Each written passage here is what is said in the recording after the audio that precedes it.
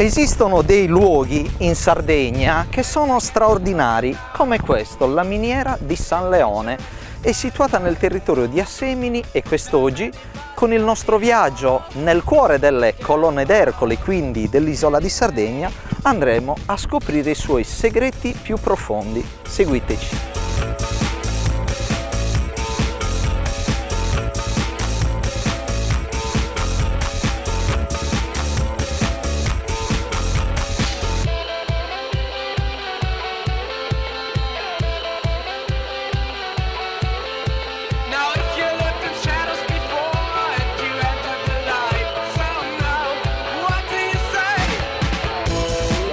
Ci troviamo all'ingresso della miniera di San Leone ed il nome di questo sito non è legato ad un santo come molti di voi forse staranno pensando, bensì ad un uomo, Leone Guen, il vecchio proprietario della miniera.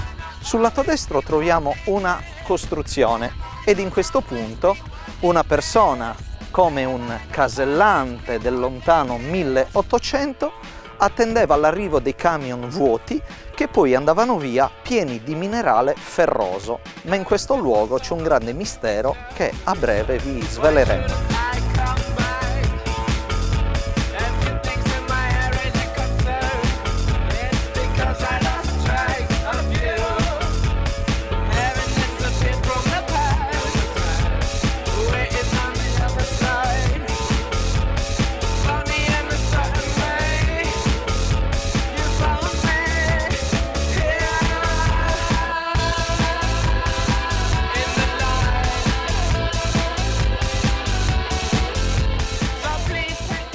Questa zona mineraria, oramai abbandonata nel tempo, è stata colpita da numerose alluvioni ed in questo luogo è passata veramente tanta acqua che ha travolto dei vecchi edifici e in questo lato troviamo una delle vecchie traversine del binario che arrivava esattamente nell'area mineraria di San Leone. Per alcuni queste traversine, trovate sparse dappertutto, sono una sorta di mistero indecifrabile, perché in parte è vero, sono spariti i binari di un treno che arrivava in questo sito. Era il treno che portava il minerale dalla miniera fino alla spiaggia di Maddalena, nella zona di Capoterra.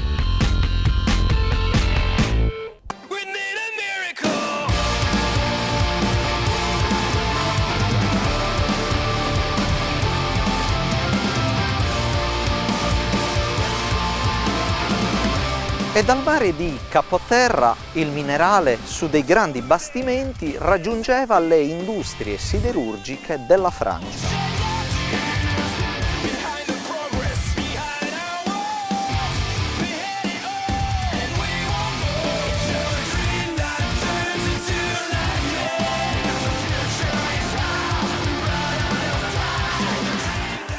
Nel cuore di questa foresta, che nel corso dei secoli è stata sfruttata come area mineraria, sono presenti numerose strade che ci conducono in dei luoghi molto suggestivi.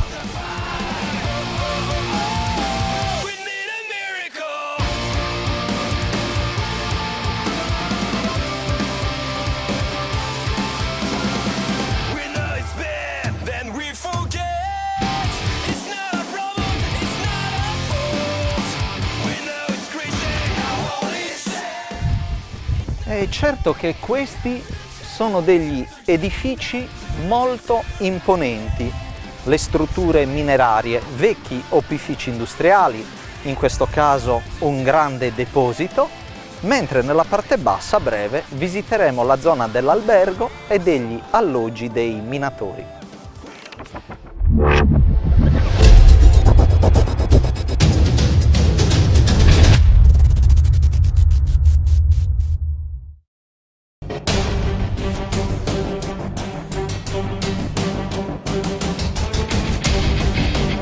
Proseguendo invece nella parte alta della montagna, in questa esplorazione live esclusiva in presa diretta, vedete la furia dell'acqua e delle pietre che sono state trasportate per l'appunto dall'acqua piovana. che poi è penetrata all'interno di quella stanza che veniva abitata dai custodi della miniera. Ed invece un poco più su questo lato dell'area mineraria, troviamo delle altre case. Guardate, una in questo caso, due lassù, addirittura una palazzina che è stata come inglobata da questi detriti caduti dalla cima della montagna, sventrata dall'uomo, e nel sottosuolo di questa miniera l'uomo non ha però mai ripristinato quanto aveva portato via, quindi la massa rocciosa. E guardate, adesso accederemo in quella che era una vecchia abitazione nella quale i pastori e le persone che utilizzano questo sito, vedete, posizionano dei gruppi elettrogeni. E in questo punto io prego Alessandro, il nostro amico operatore, che mi osserva un po' guardingo. Vediamo che sul lato destro sono cadute giù delle pietre perché hanno sfondato la volta in cemento di quest'ambiente, mentre al di là di questa finestra sono presenti delle grate che avrebbero dovuto impedire l'accesso dei ladri in questo sito, e per oggi stanno impedendo l'accesso delle pietre. Basterebbe veramente poco, ad esempio pizzicare su quella massa rocciosa, su quelle griglie, per far accedere tutta questa montagna in movimento che implode su questa casetta. Cambiamo location, andiamo giù nel cuore della terra.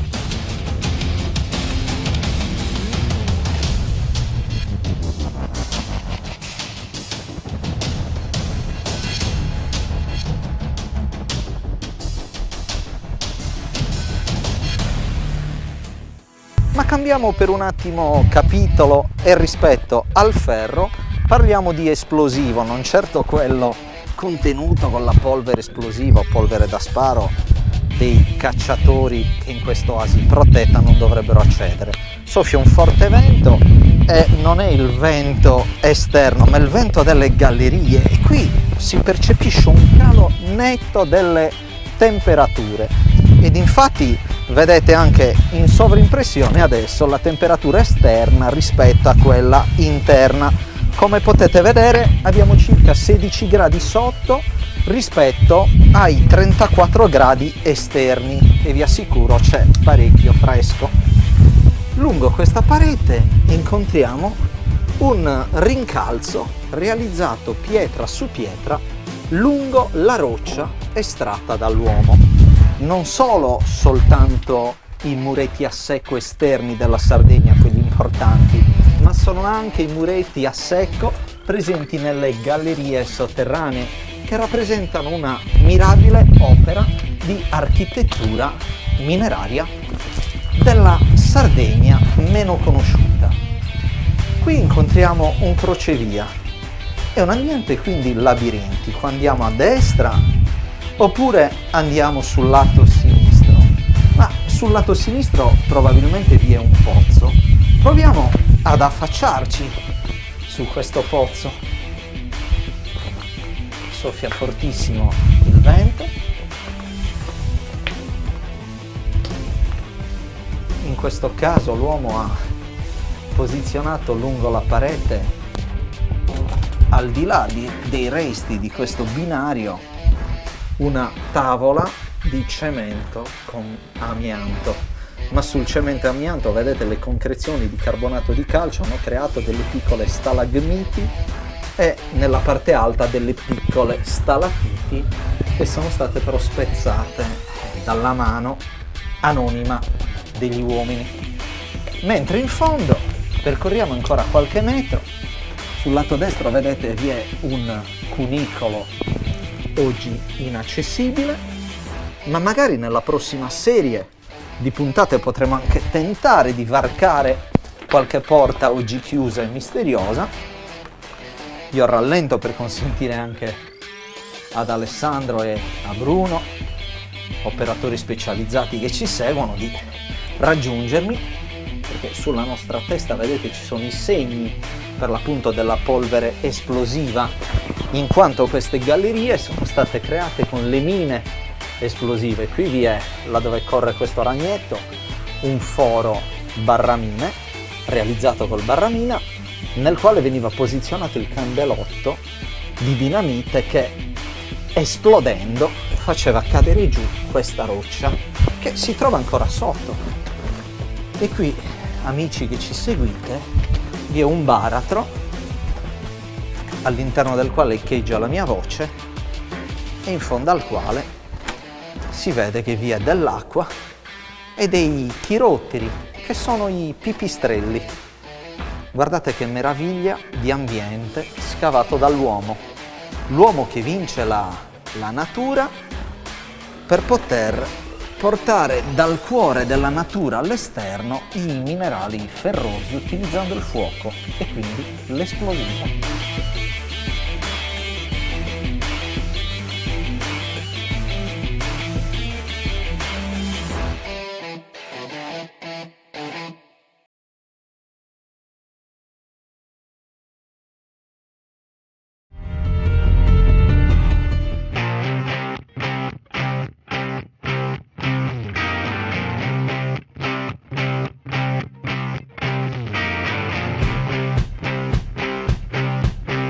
Ci troviamo nel Sulcis settentrionale.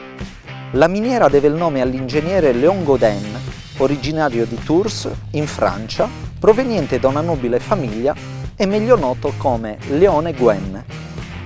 Nel 1861 questo vero e proprio pioniere, che studiò al liceo con Quintino Sella, scoprì in località Cirifoddi diversi giacimenti di ferro e pensò a come poterli sfruttare al meglio. 2 anni dopo, la società Petin Gaudet, titolare di un colosso societario, con sede a Parigi e già concessionaria delle miniere sarde di Gennamari di Ingurtosu, finanziò i progetti di Guen e lo nominò direttore. Fu un incarico che portò nella nostra isola grandi innovazioni.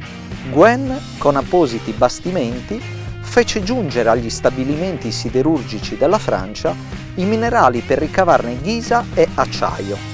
Si innamorò dunque ben presto della Sardegna, girandola in lungo e in largo sia da ingegnere minerario che da archeologo.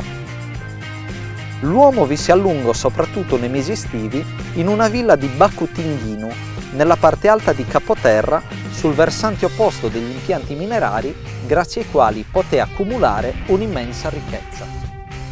Si sposò con la nobildonna cagliaritana Teresa Guirisi de Candia e godé di maggiore notorietà quando fece arrivare in terra sarda maestranze toscane, piemontesi e francesi. I suoi minatori e carpentieri sfruttarono le risorse di madreterra per guadagnarsi da vivere, lasciandosi dietro i segni indelebili di un'epopea che probabilmente non tornerà più. Ben 20 chilometri di gallerie sotterranee, sale e lunghi camini, alcune soggette a crolli che si dipanano in quest'oasi che occupa ben 270.000 metri quadrati di superficie boschiva, a tratti interrotta bruscamente da cave a cielo aperto, sotto le quali sono presenti sconfinate camere con imponenti pilastri di sostegno ricavati nella roccia.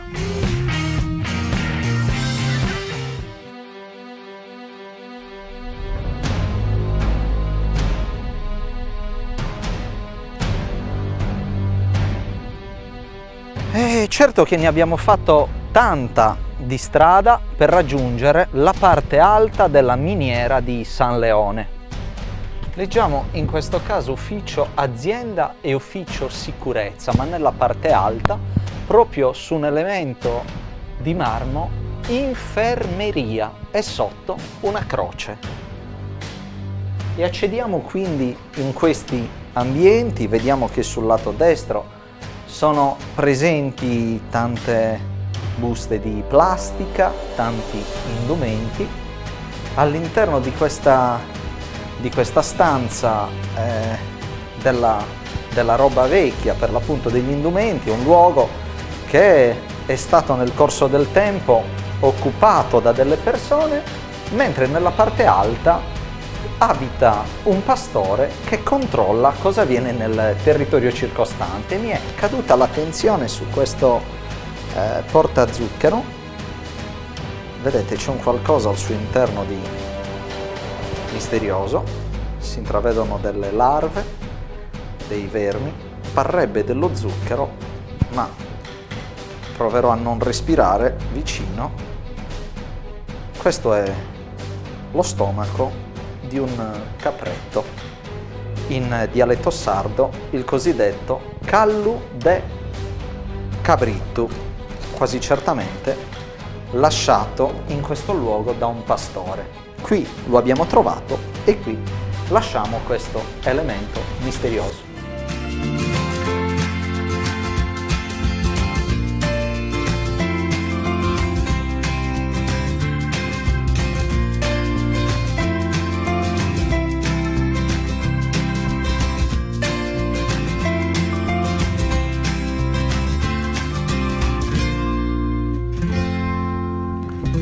All'ombra di questa grandissima quercia troviamo parte della facciata di una palazzina tinteggiata di rosa.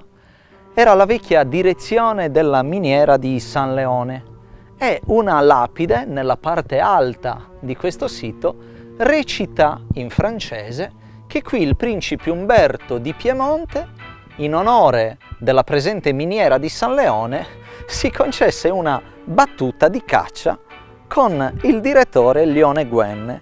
Leone Guen era un grandissimo pioniere che realizzò questa miniera, la diresse per lunghi anni, ma scoprì nel sottosuolo del Monte Cirifodi un grandissimo giacimento di minerale ferroso. E adesso vale per davvero la pena girare attorno a questa struttura, oggi occupata e custodita da dei pastori, che hanno a disposizione questi ettari e ettari di bosco, di macchia mediterranea. Nel versante opposto alla vecchia direzione troviamo costruiti con la presenza della pietra e della terra questi grandi basamenti nei quali l'uomo ha coltivato delle olive nel lato che va più in profondità a sinistra, vediamo anche delle mandorle. E procedendo in questo angolo di Sardegna troviamo anche quello che in Sardegna viene chiamato subbarrali, quindi la vite, vedete, nella quale cresce dell'uva e dove i pastori ci hanno confessato di aver anche prodotto del vino. Ricordiamo la presenza di un'azienda diretta dal signor Corda, che era un pioniere giunto dopo Leone Guen, che nelle gallerie sotterranee mi raccontò di aver posizionato delle grandi botti, per l'appunto contenenti del vino, per poter far invecchiare il vino in un ambiente sotterraneo. Su questo lato vedete quel che resta di alcune strutture, quella che viene chiamata la cappa nella parte alta del camino, e ne troviamo diverse. Questo era il laboratorio chimico della miniera, in profondità al di là dell'abbandono, dell'incuria del tempo e dell'uomo, troviamo una grande pianta che è stata posizionata in un vaso, pensate un poco, largo 2 metri e costruito con il cemento, perché la miniera di San Leone si avvaleva non soltanto di grandi minatori, ma anche di persone che erano esperte nell'arte della muratura e dunque delle costruzioni. L'acqua che spesso crea problemi di dissesto idrogeologico in questa zona non soltanto è quella piovana, bensì sono le acque sotterranee.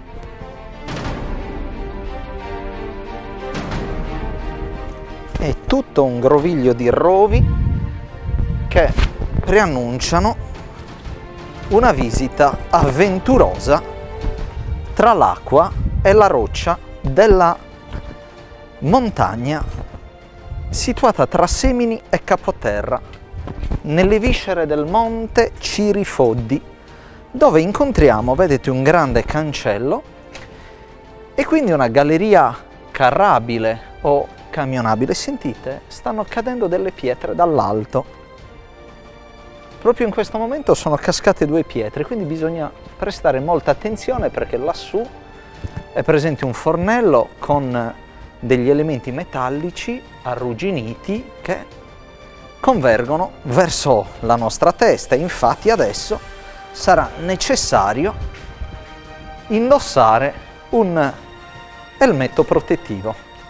Qui troviamo dei grandi tavoloni, quasi certamente posizionati dai visitatori occasionali di questo sito, che non sono soltanto uomini, ma vedete nel terreno ci sono i segni delle zampe di vari animali, soprattutto caprette in questo caso.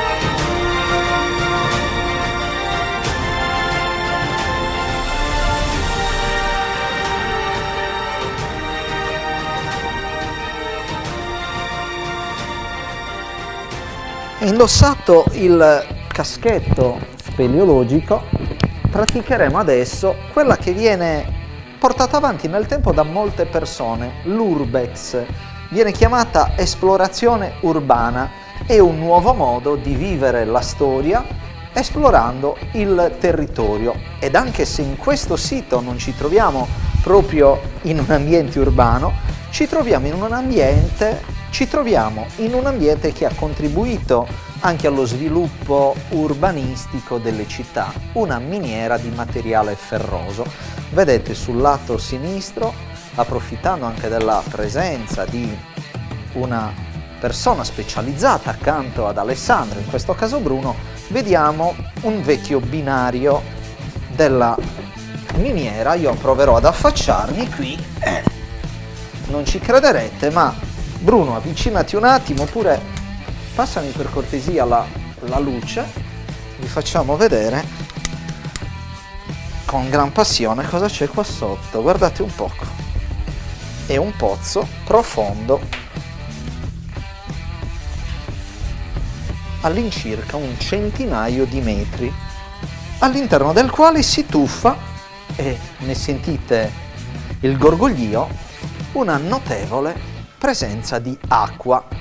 L'acqua che si mescola a quella piovana, quindi acque di una falda che vanno a mescolarsi con l'acqua piovana e poi danno origine a delle vere e proprie cascate in alcuni periodi dell'anno che spesso trascinano giù parti di collina. E qui troviamo un elemento anomalo di queste grandi gallerie, una sorta di grande botte, come potete vedere, con degli anelli anch'essi di ferro e con del legno. Erano le botti di un'azienda vitivinicola che nel sottosuolo ha riutilizzato queste gallerie come deposito per l'invecchiamento, per l'appunto, del nettare degli dei, del vino.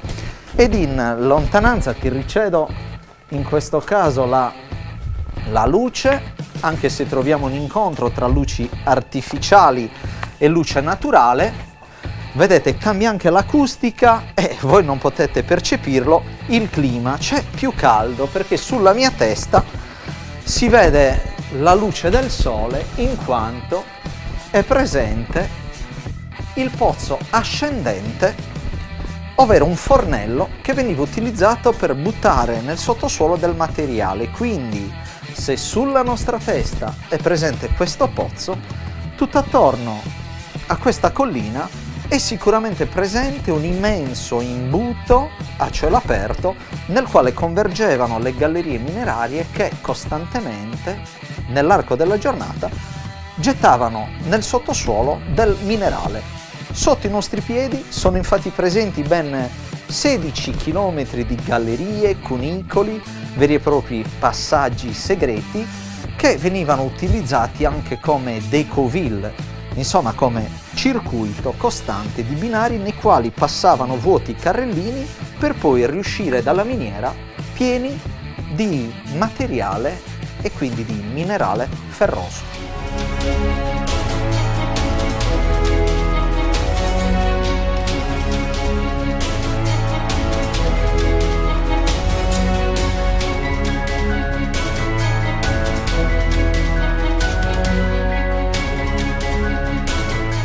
E nel lasciarci alle nostre spalle la grande miniera di San Leone con tutta l'epopea mineraria che essa ha rappresentato, vi diamo l'arrivederci alla prossima puntata.